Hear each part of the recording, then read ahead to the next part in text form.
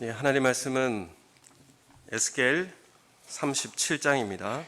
하나님 말씀 에스겔 37장 1절에서 10절까지 말씀입니다.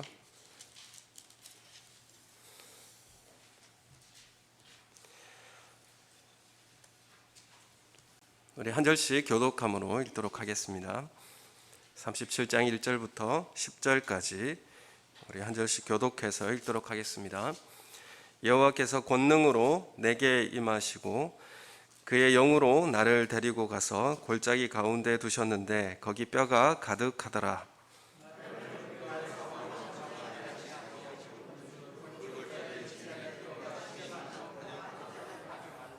그가 내게 이르시되 인자야 이 뼈들이 능히 살 수 있겠느냐 하시기로 내가 대답하되 주 여호와여 주께서 아시나이다.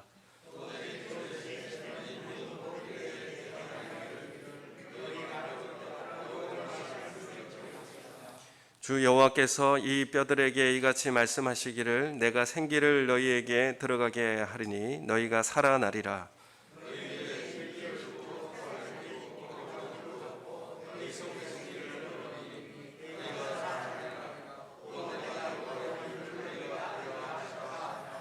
이에 내가 명령을 따라 대언하니 대언할 때에 소리가 나고 움직이며 이 뼈 저 뼈가 들어맞아 뼈들이 서로 연결되더라.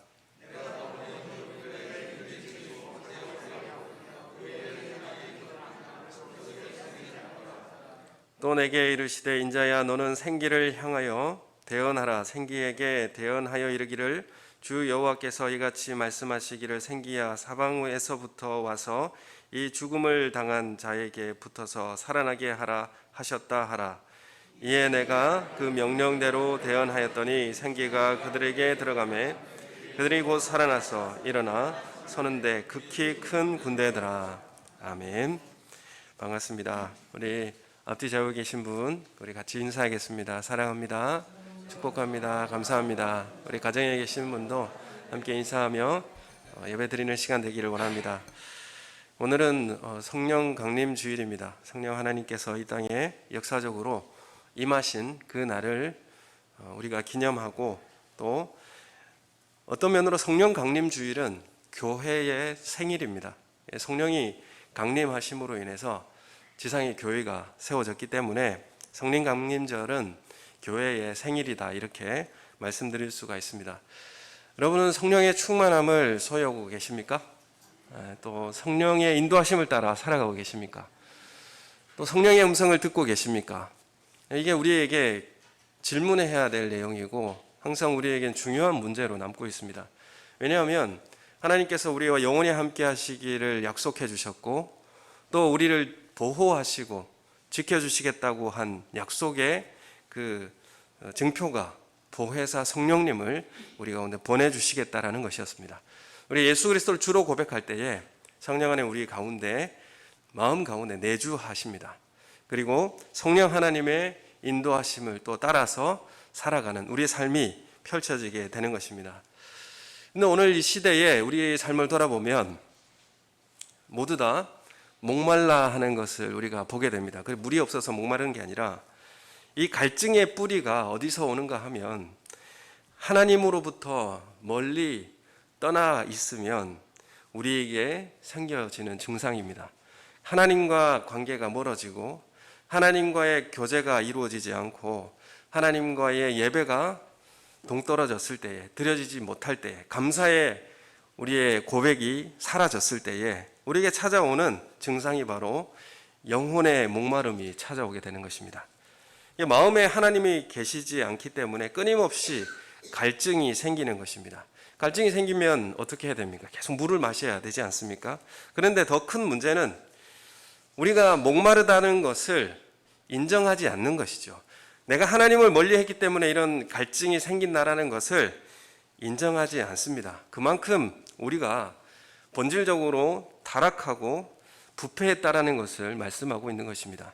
그 말은 내가 하나님 없이도 잘 살 수 있다라고 하는 그런 노력과 추구가 우리에게 담겨 있다는 것입니다.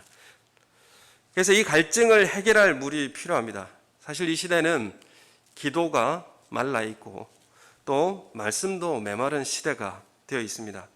사랑도 메말랐고 헌신도 그리고 순종도 메마른 시대가 되어 있습니다. 하나님의 말씀도 희귀하여서 메마른 시대가 되어서 이 시대에 우리가 정말 필요한 것이 무엇인가에 대해서 한번 오늘 에스겔 말씀을 통해서 깊이 생각해 보길 원합니다. 우리가 지금 온라인으로 예배를 드린 지가 1년이 지금 넘어가고 있고 비대면으로 공동체 나눔을 또 하고 있습니다. 참 어려운 시기를 우리는 지금 보내고 있습니다.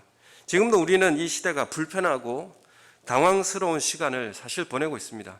언제까지 이렇게 가야 될 것인가에 대한 답답함도 우리 가운데 있습니다. 회의를 화상으로 진행하고 또 성경 공부도 온라인으로 하고 있습니다. 아이들도 수업을 하기 위해서는 모니터를 보고 대화하고 그렇게 공부하고 있습니다. 어쩌면 이 시대가 우리에게 있어서 낯설고 어쩌면 거대한 변화를 지금 경험하고 당황하는 그런 모습이 역력한 것을 보게 됩니다. 세상도 마찬가지고 교회도 또한 마찬가지입니다. 성경에 보면 오늘 우리가 맞고 있는 이 충격적인 시대와 비교할 만한 때가 나옵니다. 작년에 제가 올해에 생수의 강이 흐르게 하라라고 하는 주제의 말씀을 선포하면서 이 시기에 대해서 말씀을 드렸습니다. 지금 에스겔은 우리가 큐티하고 있는 예레미야의 시대와 중첩되어 있습니다. 지금 에스겔은 바벨론의 포로로 잡혀간 그 포로의 생활을 함께 하면서 이 에스겔 말씀을 환상을 받아 적은 것입니다. 이 바벨론은 이스라엘을 포로로 잡아가고 또 남유다를 멸망시켰습니다. 그래서 바벨론이 이스라엘을 점령하고 예루살렘을 무너뜨렸습니다.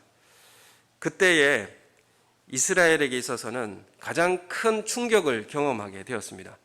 예루살렘 성전이 무너지고 예루살렘이 그러니까 짓밟힌 것입니다. 하나님의 도성이라고 하는 하나님이 임재하고 있다고 하는 성전이 무너졌다라고 하는 것은 이스라엘에게 있어서는 굉장히 큰 충격적인 사건이었습니다. 이스라엘이 이러한 사건들을 경험하면서 모든 이스라엘 남유다의 백성들이 지도층들로 비롯해서 그 자녀들과 백성들이 모두 다 포로로 끌려갔습니다. 하나님은 이 바벨론을 사용하셔서 이스라엘을 그 남유다에서 뽑아다가 바벨론의 중심에 심었습니다. 갑자기 상황과 환경과 처지가 바뀌어지게 된 것입니다. 포로의 신분으로 바벨론에서 살아갈 때는 뭐가 없겠습니까? 성전도 없고 그리고 거기선 절기도 지킬 수가 없습니다. 그리고 그곳에서는 이스라엘이 전혀 살아보지 못한 우상이 즐비한 또한 그 스스로 어떻게 살아갈 수 없는 그런 문화와 처지에서 살아가게 되었습니다.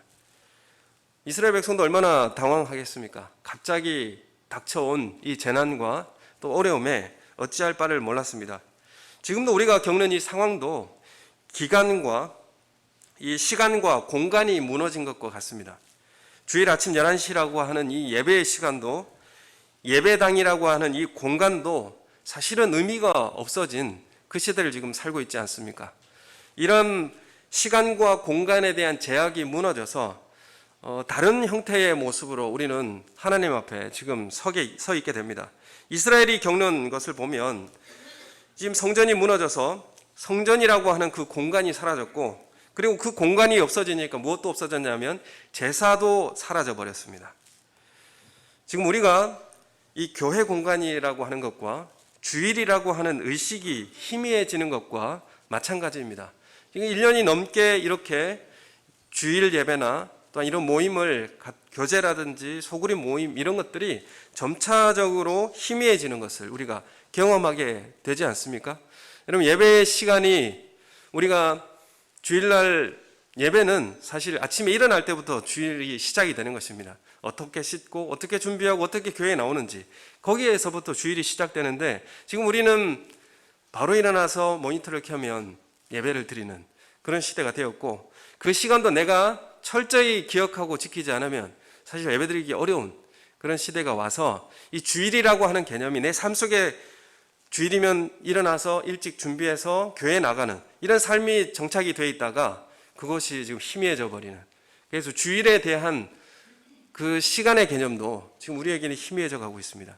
어쨌든 교회에 나오면 예배드리고 소그룹 모임하고 오후 예배드리고 성가 연습하고 쭉 섬김을 하고 밤늦게 그렇게 돌아갔지 않습니까? 어쨌든 교회에 와서 그 공간 안에서 시간 안에서 매여 있었지만, 그렇지만 주일을 지키고 또 찬양하는 것으로 그렇게 섬겼습니다. 그렇지만 지금은 어떻습니까? 오전 11시 예배 드리고 나면 그 나머지 시간은 어떻게 되죠? 4시간이 됩니까? 우리가 오늘 이 시대를 이렇게 살아가고 있습니다. 이스라엘이 겪는 것을 보면 성전도 무너졌고 또 제사의 의식도 사라진 그런 환경과 현상에서 그들의 삶을 살아내고 있는 것을 보게 됩니다.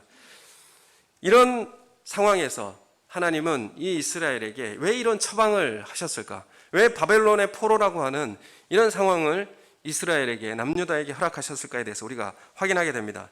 예레미야 7장 13절에 보면 우리가 앞서서 큐티하며 나누는 내용입니다. 이스라엘이 왜 이런 바벨론의 포로, 바벨론에 멸망당하는 하나님의 처방, 이 심판을 왜 받아야 할까에 대한 이유가 예레미야 7장 13절 15절에 나오고 있습니다. 내가 너희에게 말하되 새벽부터 부지런히 말하여도 듣지 아니하였고 너희를 불러도 대답하지 아니하였느니라. 이런 상황에 15절에 또 이어서 에브라임 온 자손을 쫓아낸 것 같이 내 앞에서 너희를 쫓아내리라. 왜 그렇다고 말씀하고 있습니까? 너희가 내 말을 듣지 않았다. 내가 새벽부터 부지런히 말하도 너희가 듣지 아니하였고 너희를 불러도 너희가 대답하지 아니하였다. 그래서 내가 에브라임 온 자손을 쫓아낸 것 같이, 에브라임 지파가 뭡니까? 북이스라엘이죠. 북이스라엘을 아수르에 멸망시켰던 것처럼 남유다도 내 앞에서 너희를 쫓아내리라. 이게 하나님께서 말씀을 듣지 않는 남유다의 백성들에게 하신 처방이었습니다. 이것은 언약적 심판이라 이렇게 말씀드릴 수가 있습니다. 말씀을 듣지 않고 멀리 하게 되니까 어떻게 됐습니까? 우상이 들어오게 됩니다. 우상도 들어오고 수입한 우상도 들어옵니다. 이 하나님의 말씀을 듣지 못한 이스라엘의 증상이 첫 번째, 예레미야를 우리가 보면서 확인할 수 있는데, 첫 번째 감사를 잃어버립니다. 다 부족하고 불평이 있고 비판하고 또 내 삶이 왜 이런가에 대해서 하나님 원망하고. 그러니까 첫 번째, 우리가 하나님의 말씀을 듣지 못한 백성들의 첫 번째 증상은 감사할 줄을 모른다는 것입니다. 두 번째는 풍요와 성공을 쫓아서 온 가족이 우상에 몰두하게 됩니다. 이스라엘 남유다가 그런 모습으로 달려갔습니다. 그래서 우리 가정에 무엇을 추구하며 달려가는지를 확인하게 보게 되면 우리가 뭘 추구하고 달려가고 있는가 확인할 수가 있습니다. 하나님의 말씀을 잃어버린 남유다가 풍요와 성공을 쫓아서 온 가족이 우상에 몰두하게 되었습니다. 성공과 출세, 그리고 우리 시대에서 명망받는 그런 삶을 추구하기 위해서 온 가족이 몰두하는 것입니다. 세 번째는 삶에 있어서 공의와 정의를 잃어버리고 착취와 억압의 삶을 살게 되는 것입니다. 힘 있는 자에 붙어서 약한 자를 탈취하고 또 공의롭지 못한 판결을 하고, 이런 모습이 삶 속에서 드러나게 되었습니다. 이것이 원인이 뭐였냐면 말씀을 듣지 않고 하나님의 말씀을 따르지 않았기 때문에 그렇습니다. 그래서 남유다는 이미 이것으로 인해서 생명을 잃어버렸고, 오늘 에스겔 말씀과 같이 죽어있는 이스라엘 백성, 그것도 죽어있는 것뿐만 아니라 썩어서 이제 백골이 되어 있는, 소망이 없는 모습이 되었다는 것입니다. 잠시 죽었으면 하나님께서 손을 얹어 나사로도 나오라고 하시고 살아나라 이렇게 말씀하실 텐데, 백골이 되어 있습니다. 살도 다 썩어서 그냥 뼈만 남아있는, 그것도 다 흩어져서 모아져 있는 그런 백골의 무덤이 되어 있었던 남유다의 모습을 보게 됩니다. 에스겔 24장부터 40장까지 보면 이런 선지서는 이런 의미가 있습니다. 하나님께서 심판을 선언하고 그것으로 인해서 다시 회복을 하나님 말씀하고 있는 내용이 선지서의 말씀입니다. 그래서 에스겔 24장에는 패역하고 우상을 섬기는 이스라엘에 대해 심판을 선언하고, 그리고 33장부터는 회복을 말씀하십니다. 이스라엘이 이렇게 회복될 것이다. 그 중에 오늘 37장에 우리가 잘 아는 마른 뼈가 다시 살아나서 생기를 얻고 큰 군대로 변화하는 이 부활의 현장을 이 에스겔이 보게 됩니다. 그리고 40장부터 뭐가 나오느냐면 성전에서 생수가 흘러나와서 온 땅을 지면을 적시고 생명이 살아나는 그런 곳으로 만들어내는 그런 회복이 나타날 것을 말씀하고 있습니다. 그 중심에 뭐가 있습니까? 생기가 들어가 그 백골과 같은 그 사람들을 다 살려내는 그런 부활의 현장이 이 37장에 있다는 것입니다. 이 심판 이후에 하나님은 성령을 보내주셔서 새 성전과 땅을 다시 얻게 하고, 그리고 성전으로부터 생명의 샘이 흘러넘쳐서 문지방을 타고 넘친 그 생명수가 그 주위를 적시고 사람이 살만한 땅, 물고기가 생명이 몰려드는 그런 곳으로 만들어내는 소망을 에스겔은 보게 되는 것입니다. 하나님은 이 에스겔에게 바벨론에서 이 포로 생활하는 이스라엘 백성의 이 언약적 심판을 통해 그들에게 하나님의 영을 보내시겠다, 하나님의 생기를 보내시겠다, 이렇게 말씀하고 계십니다. 단지 영을 보내는 것이 아니라 그냥 보낸다 정도가 아니라 그 영을 너희 속에 두겠다, 이렇게 말씀하고 있습니다. 그 영을 너희 속에 두겠다. 에스겔 36장 26절 27절 말씀해 보면, 우리 한번 찾아볼까요? 에스겔 36장 26절 27절 화면에 다 띄워드리면 좋은데 다 띄워드리니까 같이 말씀 찾아보고 읽는 그런 것들이 없어지는 것 같아서 36장 26절 27절 말씀 우리 함께 읽겠습니다. 시작. 또 새 영을 너희 속에 두고 새 마음을 너희에게 주되 너희 육신에서 굳은 마음을 제거하고 부드러운 마음을 줄 것이며 또 내 영을 너희 속에 두어 너희로 내 율례를 행하게 하리니 너희가 내 규례를 지켜 행할지라. 아멘. 여러분, 영을 그냥 보내주는 정도가 아니라 너희 속에 두겠다, 이렇게 말씀하셔서 너희 속에 두어서 너희의 굳은 마음을 제거해버리고 너희 부드러운 마음을 줄 것이고, 그리고 내 율례를 행하게 할 것이다, 그리고 너희가 내 규례를 지켜 행할 것이다, 이렇게 말씀하고 있습니다. 오늘 말씀의 37장 14절도 우리 함께 읽겠습니다. 37장 14절 시작. 내가 또 내 영을 너희 속에 두어 너희가 살아나게 하고 내가 또 너희를 너희 고국 땅에 두리니 나 여호와가 이 일을 말하고 이룬 줄을 너희가 알리라. 여호와의 말씀이니라. 아멘. 계속적으로 반복해서 내가 내 영을 너희 속에 두겠다, 이렇게 말씀하고 있습니다. 두다, 너희 속에 두다, 이 히브리어로 나탄 동사인데 주다, 두다, 저장하다, 이런 의미가 있습니다. 그래서 하나님의 영을 우리에게 속에 마음에 두다, 저장하다, 이런 의미가 있습니다. 그래서 하나님의 영이신 성령 하나님이 이스라엘의 백성 속에 들어가 거하게 하시겠다, 그런 의미로 우리에게 말씀하고 있습니다. 하나님의 영인 이 영이라고 할 때 루하흐라고 이렇게 말합니다. 이것은 이 하나님의 영이 에스겔을 이 골짜기로 인도하였고 에스겔은 심하게 말라 있는 이 뼈들이 그 골짜기에 가득한 것을 보았습니다. 하나님은 이 에스겔에게 그 마른 뼈들을 향해서 말씀할 것을 명령합니다. 5절에 말씀해 보면 생기를 너희에게 들어가게 하라 하시니 생기는 하나님의 영인 성령 하나님이 됩니다. 그래서 성령 하나님의 생기를 그 속에 들어가게 하리니, 이렇게 말씀하고 있습니다. 그래서 이전에 구약 성경에 보면 이 하나님의 영은 모든 사람에게 그렇게 임하지 않았습니다. 선택된 사람들에게 제한적으로 임했던 것이 구약의 성경의 내용입니다. 그렇지만 선택적으로 임하는 구약 시대의 사람들도 너희 속에 두었다, 두다, 이런 표현은 쓰지 않습니다. 임하였다, 이렇게 표현하지 너희 마음속에 두었다, 이렇게 표현하지 않습니다. 근데 에스겔의 환상에서 보면 하나님의 영이 바람처럼 사방에서 불어와 죽은 사람 백성이 실제로 들어가서 죽었던 뼈가 되살아나는 그런 환상을 보여주시는 것입니다. 성령 하나님 우리 가운데 들어와 그 가운데 거주하시고 역사하시면 죽었던 우리의 삶이 다시 되살아나는 역사가 있을 줄로 믿습니다.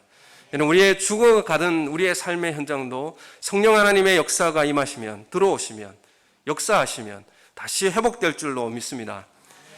오늘 에스겔 37장 27절 28절의 말씀에 보면 내 처소가 그들 가운데 있을 것이며 나는 그들의 하나님이 되고 그들은 내 백성이 되리라. 내 성소가 영원토록 그들 가운데 있으리니 내가 이스라엘을 거룩하게 하는 여호와인 줄을 열국이 알리라 하셨다 하라. 이스라엘이 완전히 변화될 것을, 회복될 것을 말씀을 하고 있습니다. 그리고 이전보다 더 나은 모습으로 변화시킬 것을 말씀하고 있습니다. 우리가 하나님 앞에 다시 회복하고 주님 앞에 다시 세워질 때는 이전보다 더 나은 모습으로 세워집니다. 이전보다 더 좋은 모습으로 하나님 앞에 서게 되는 것입니다.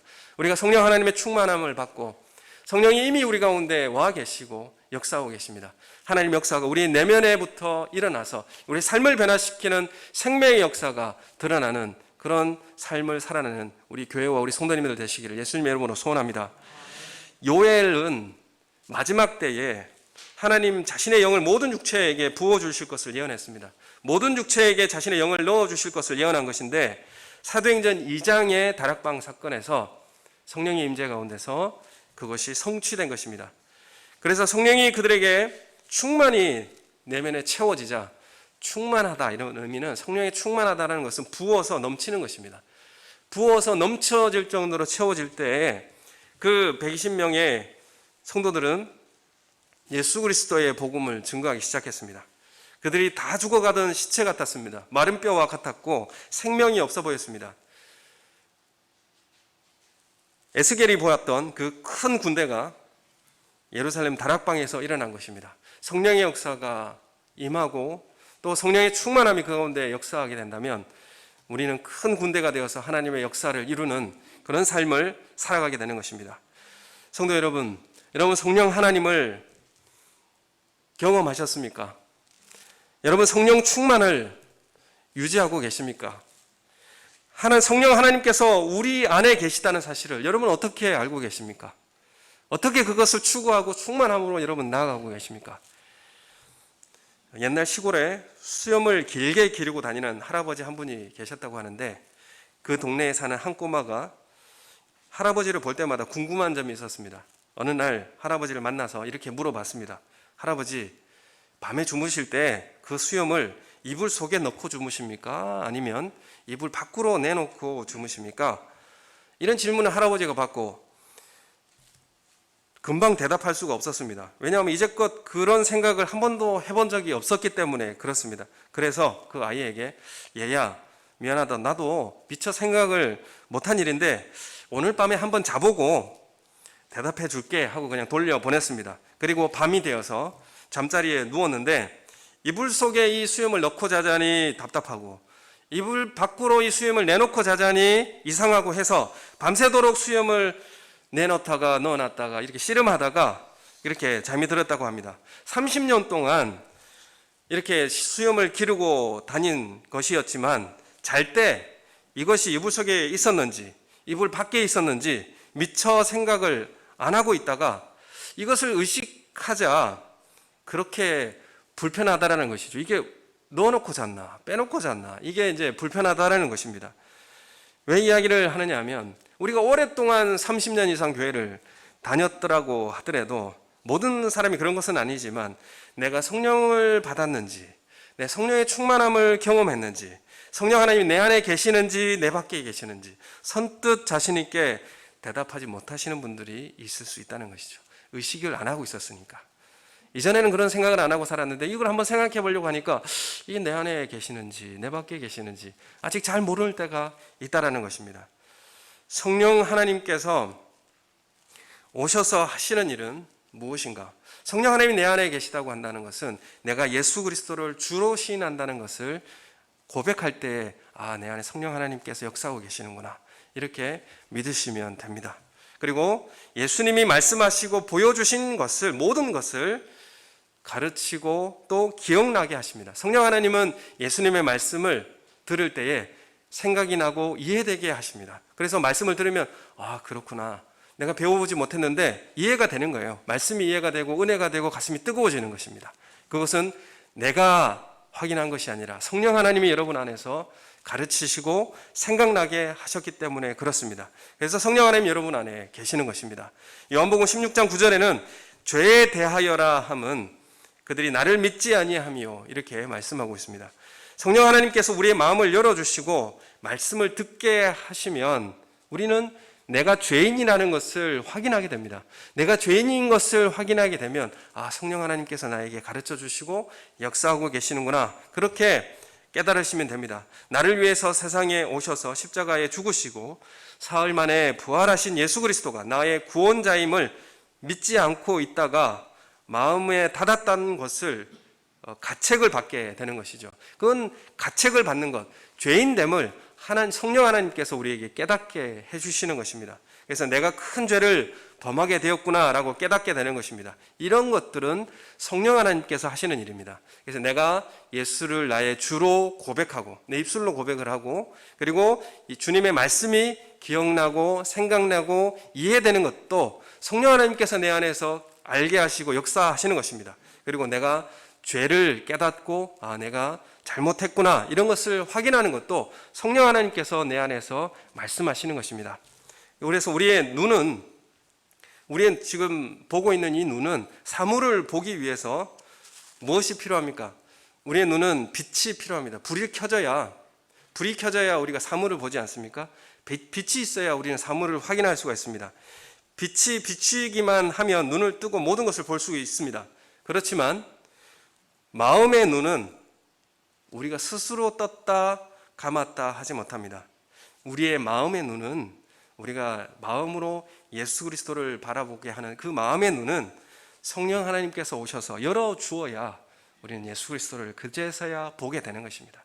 여러분이 예수 그리스도를 바라보게 되는 것은 성령 하나님께서 여러분의 마음의 눈을 열으셔서 보여주신 줄로 믿습니다. 성령 하나님 역사가 여러분 가운데 함께하고 계십니다. 이것을 뭐라고 말하느냐 하면 조명이라고 말합니다. 그래서 하나님께서 우리의 마음의 눈을 열어주시지 않으면 우리가 성경을 아무리 읽어도 그 진리를 깨닫지 못하는 것입니다. 여러분 안에 이 성령의 조명하심이 있는 것을 확인하고 계십니까? 우리 안나 전도회에 우리 성도님도 여기 오늘 안 오셨는데 성경을 읽다가 제가 설교를 하면 그 말씀을 듣고 그 말씀이 그 말씀이구나 라고 깨달으시는 분이 있다는 이야기를 들었습니다. 여러분, 그것이 내가 지식적으로 그것을 알 수 있는 문제가 아니고요, 성령 하나님께서 그 말씀을 들을 때에 깨닫게 해주세요. 그때 그 말씀이구나, 그 말씀이 내 가운데 깊이 역사하셔서 알게 하시는구나 라는 것을 알게 되는 것입니다. 성경을 읽고 있을 때, 설교 말씀을 들을 때에 마음의 빛이 비추어지듯이 우리의 마음이 밝게 깨달아지고 기억나고 여러분 마음속에 뜨거운 반응이 일어나십니까? 그러면 그것은 성령 하나님의 역사입니다. 그것은 성령 하나님의 충만함이 여러분 가운데 역사하고 계시다는 것을 믿으시기 바랍니다. 그렇다면 우리가 이 성령의 충만을 경험하고 살아가기 위해서 우리가 어떻게 해야 될까? 이 성령의 충만함을, 성령 충만은 충만했다가 충만하지 않았다, 충만했다 충만하지 않았다, 이렇게 변화합니다. 성령의 임재는 단회적 사건입니다. 그렇지만 성령 충만은 다회적이다, 이렇게 말씀드릴 수 있습니다. 이것을 또 비교해서 이렇게 말씀드릴 수 있습니다. 세례는 한 번이죠. 세례는 단회적입니다. 그렇지만 성찬은 한 번입니까? 자주죠. 이런 것과 마찬가지입니다. 성찬을 자주 하는 것, 그거는 교제와도 마찬가지입니다. 그 제물을 먹고 마심으로 함께 하나님과 교제하고 우리 성도들과 교제하는 것, 그건 자주 있는 일입니다. 마찬가지로 성령의 충만도 우리 가운데 자주 우리 가운데 찾아오고 충만의 역사를 우리가 경험하게 되는 것입니다. 어떻게 하면 여러분 성령의 충만을 경험할 수 있습니까? 여러분, 우리 교회에 이걸 비유를 통해서 말씀을 드려보겠습니다. 우리 교회 사진을 찍으신 분들이 몇 분 계세요. 잘 찍으신 분도 계십니다. 야생화를 즐겨 찍으신 분이 있어요. 야생화를 즐겨 찍으신 분이 있는데, 여러분 야생화를 찍으려면 어떻게 해야 됩니까? 사람의 발길이 닿지 않는 깊은 산속에 가야 되고, 사람이 잘 다니지 않기 때문에 길이 없어서 가파른 그런 길을 가야 됩니다. 위험도 따릅니다. 이런 수고와 고독을 통과해야 그 아름다운 사진 한 장을 얻을 수가 있는 것이죠.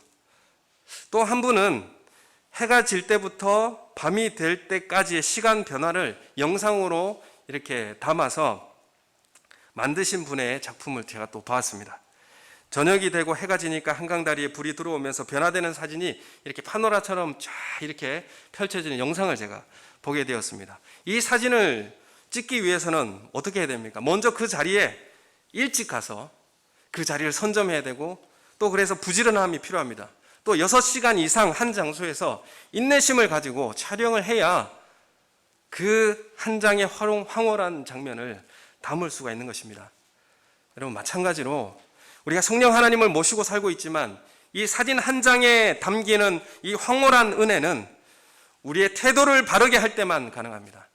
우리의 태도가 어떤 마음을 가지고 성령 하나님에 대한 갈급함이 있는가, 성령 하나님에 대한 사모함이 우리 가운데 있는가에 따라서 이러한 황홀한 주님의 은혜를 경험하는가, 아니면 그냥 아무렇지도 않게 살아가는 그런 일상의 삶을 살아가느냐의 차이가 그 가운데서 오게 되는 것입니다.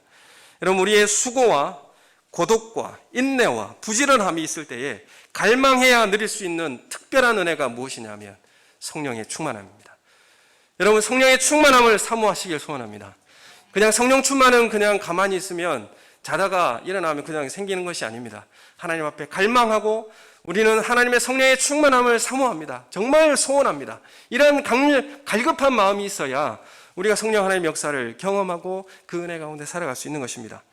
골로새서 1장 29절의 말씀에 보면, 이를 위하여 나도 내 속에서 능력으로 역사하시는 이의 역사를 따라 힘을 다하여 수고하노라. 이게 바로 성령론의 모습입니다. 뭡니까? 내 속에 능력으로 역사하는 이, 내 속에서 능력으로 역사하시는 이가 누굽니까? 내 속에서 능력으로 역사하시는 성령의 역사를 따라서 내가 힘을 다해 수고하노라. 이게 사도 바울의 고백이었습니다. 여러분, 우리가 성령 하나님 내 안에서 역사하십니다. 나를 인도하시고 내 양심에 말씀하십니다. 그 하나님의 인도하심에 따라서 내가 힘을 다해 수고하는 이런 삶을 통하여서 우리는 성령의 충만함을 우리가 경험하게 됩니다. 여러분, 성령의 충만함과 임재 가운데 우리의 죽어있던 모든 삶이 깨어나고 하나님 앞에 생명력을 가지는 그 큰 군대가 된다라는 것을 믿으시는 우리 성도님 되시길 소원합니다. 여러분, 우리가 현실적으로 겪는 이 고통의 뿌리는 경제적 문제가 아닙니다. 영혼이 배고프고 굶주려 있기 때문에 생기는 고통입니다. 영혼이 줄이고 있는데 속사람을 강건하게 할 양식을 먹지 못해서 우리가 찾아오는 고통입니다. 그래서 이 허기진 마음을 채우려고 어디를 갑니까? 이곳저곳을 기웃거리게 되는 것입니다. 여행도 가보고 맛집도 찾아보기도 하고 취미와 여가를 즐기기 위해 바쁘게 다닙니다. 이것이 나쁘다는 이야기가 아닙니다. 정말 우리의 허기짐이 이런 것들로 채워지지 않는다는 데 문제가 있는 것입니다. 이것을 아무리 찾아봐도 이 허기짐이 채워지지 않습니다. 더 큰 허기짐이 우리에게 찾아오고, 그래서 결국 허무해지는 것입니다. 예수님은 광야 40일 금식하면서 인간의 한계에 도달했을 때에 마귀는 찾아와서 그것을 꼬집어서 시험했습니다. 돌들로 이 떡이 되게 하여 먹어라, 이렇게 시험했습니다. 우리는 광야에서 이런 시험을 경험하게 됩니다. 네가 지금 돈이 없어서 그런 거야. 만들어서 먹어. 하나님께서 달라고 해서 채우면 되는 거지 않겠어? 하나님의 자녀잖아. 이런 시험들이 우리가 옵니다. 여러분, 우리에게 찾아오는 이런 상태로 우리의 미래가 보장되는가? 또 직장을 잃으면 어떻게 살 것인가? 이런 걱정들이 우리에게 밀려오는 것입니다. 그러나 예수님께서 어떻게 마귀에게 대답하십니까? 예수님은 지금 내가 아무리 배가 고파 죽을 것 같아도 사람은 떡으로는 사는 것이 아니야. 오직 하나님의 입에서 나오는 모든 말씀으로 사는 거야. 예수님은 그렇게 말씀하셨습니다. 그리고 그 시험을 이기셨습니다. 여러분, 우리의 고통의 문제는 돈의 문제도 아니고 소유의 부족함의 문제도 아니라 속사람의 문제입니다. 우리 마음에 성령 하나님을 모시고 성령 하나님의 공급하시는 은혜를 받고 공급을 받고 여러분 살아가고 계십니까? 여러분, 우리 마음에 찾아오는 모든 시험의 고통의 문제는 우리 속사람의 문제입니다. 우리의 내면에서부터 나오는 문제들이었다는 것을 우리는 거부하지 않을 수 없습니다. 에베소서 4장 23절 24절 말씀에 우리가 수요일 날 계속 강의하며 말씀 나누는 내용입니다. 오직 너희의 심령이 새롭게 되어 하나님을 따라 의와 진리의 거룩함으로 지으심을 받은 새 사람을 입으라. 여러분, 이게 어떻게 가능한 것입니까? 너희의 심령이 새롭게 되는 것, 너희 속사람이 새롭게 되는 것, 어떻게 가능한 것입니까? 이 심령이 새롭게 될 때에, 이 심령이라고 하는 말은 성령 하나님의 푸뉴마와 누스라고 하는 마음이 결합된 단어입니다. 그래서 성령 하나님의 역사의 주도적인 역사로 인해 마음이 분별력을 갖고 새 사람으로 변화된다는 그런 의미가 담겨 있는 내용입니다. 그래서 너희는 심령이 새롭게 되어라, 이렇게 요구하고 있는데, 그 심령이 우리 마음을 바꿔놓는다고 우리 마음을 변화시킬 수가 없습니다. 우리 마음 속에 성령 하나님이 내주하셔서 성령 하나님의 주도적인 역사로 우리의 마음을 이끌어 가실 때에 우리의 마음이 하나님 말씀에 순종하고 그 분별력을 찾고 새 사람으로 변화되어지는 그 삶을 심령이 새롭게 되어라, 이렇게 말씀하시는 것입니다. 그리고 우리는 새 사람을 입는 것입니다. 그래서 우리의 내면으로부터 새로운 변화가 일어나고 우리의 삶이 변화되어지는 그런 모습으로 나아가는 것을 보게 됩니다. 여러분, 그래서 우리의 변화는 내면에서부터 시작되는 것입니다. 우리에게는 성령 하나님의 충만이 필요합니다. 정말 우리의 마음에 여러분 가난함이 있습니까? 지금 여러분 가난함이 있는지 한번 돌아봤으면 좋겠습니다. 나는 정말 부족함이 없다, 나는 괜찮다, 이렇게 생각을 하실 수도 있지만, 정말 가난하신가? 심령의 가난함이 우리에게 필요합니다. 우리가 가난하면 어떻게 해서든지 돈을 벌고 가난을 벗어나기 위해서 열심히 일하지 않습니까? 예수님도 심령이 가난한 사람이 복이 있다고 했는데, 여러분, 우리가 우리의 심령이 가난하다는 것을 알면 이 가난을 벗어나기 위해서 노력하지 않겠습니까? 성령의 역사는 이 갈망을 통하여서, 이 간절함을 통해서 하나님 역사하십니다. 내가 정말 가난하다는 것을, 내 영혼이 가난하다는 것을 깨달을 때, 내 영혼이 배고프다는 사실을 알 때에 성령 하나님, 나에게 영혼의 양식을 채워주십시오, 말씀으로 채워주시옵소서, 간절히 하나님 앞에 기도할 때 성령 충만의 역사 이루어지게 될 줄로 믿습니다. 하나님은 예레미야를 통해서 남유다의 죄의 문제 중심에 도무지 말씀을 듣지 않았다라고 선포하고 있습니다. 남유다가 말씀을 들을 수 없어서 하나님을 잃어버린 것입니다. 말씀을 들으려면 어떻게 됩니까? 성령의 역사를 추구해야지, 성령의 역사가 없이 어떻게 하나님을 말씀을 들을 수가 있습니까? 하나님의 말씀을 들을 수가 없어서 하나님을 잃어버렸고 우상이 그들에게 찾아오게 되었습니다. 여러분, 우리가 정말 예배 자리에 나와서 내 지금 마음속으로 예배 자리에서도 추구하고 바라보고 또 신뢰하는 것이 무엇일까 한번 생각해 보시면 좋겠습니다. 예전에는 부동산 가격이 떨어지는 것이 그렇게 어디에 투자해야 될 것인가, 그런 것이 우리 마음 속에 사라져 봤다면, 요즘에는 주식과 비트코인인 것 같은데 저도 잘 모르겠습니다. 근데 여러분, 우리가 한시도 눈을 떼지 않고 무엇을 우리가 추구하고 바라보고 있는가? 여러분, 한번 우리 삶을 돌아보셔야 됩니다. 내 마음에 정말 가난함이 있는가? 하나님을 사모하고 하나님 없이는 살아갈 수 없습니다 라고 하는 그런 가난함이 있습니까? 성령의 강림절에 정말 하나님 앞에 나와서 성령의 충만함으로 새로워지는 역사가 우리 교회가 가운데 있기를 소원합니다. 성전이 없고 제사가 사라졌고 제사장이 없어진 자리에 그 바벨론의 포로의 그 상황 가운데서 말씀이 들어온 것입니다. 말씀이 들어오자, 성령 하나님의 바람을 통하여 말씀이 들어오자 유대인들이 포로가 되어서 자신들의 정체성을 다 잃어버렸는데 다시 정체성을 다시 찾기 시작했습니다.